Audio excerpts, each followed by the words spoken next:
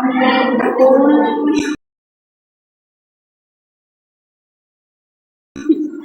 ang purpose ng Republic Government is at sila ng legal na protection sa electronic. Yeah, totoo yan. Pero ang problema ganito.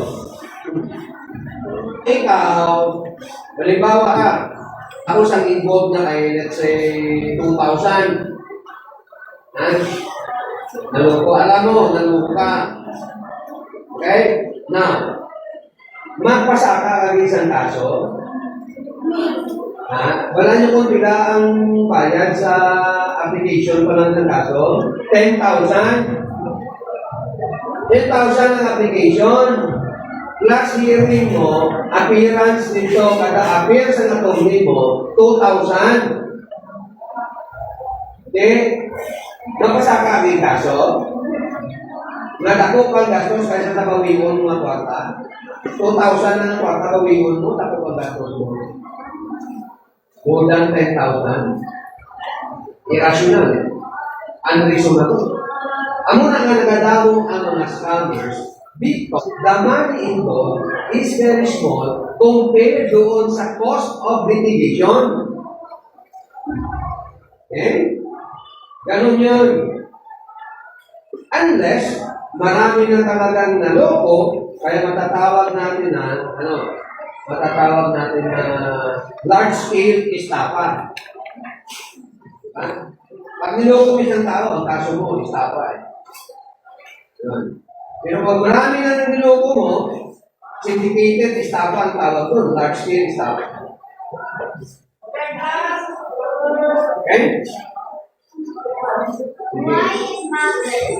RMA Santa Taipo have set the foundation for modern online business in the Philippines, including online shopping, digital payments, electronic contracts, and secure data exchanges. It aims to ensure that digital business activity would be legally trusted and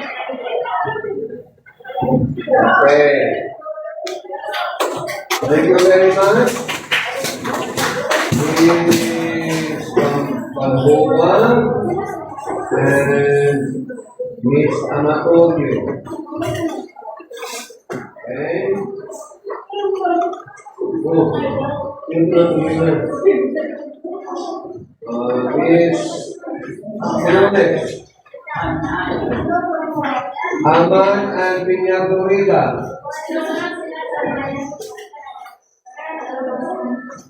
Secretary 10, we only have 20 minutes left. Kaya niyo matapusin 20 minutes? Ha? Kaya? Ano po hindi mahaba ito? Bebet? Kamay man down. Ako? Si brother at si sister. Busteki and Panay. Si Ladanya and Vinyas. Okay?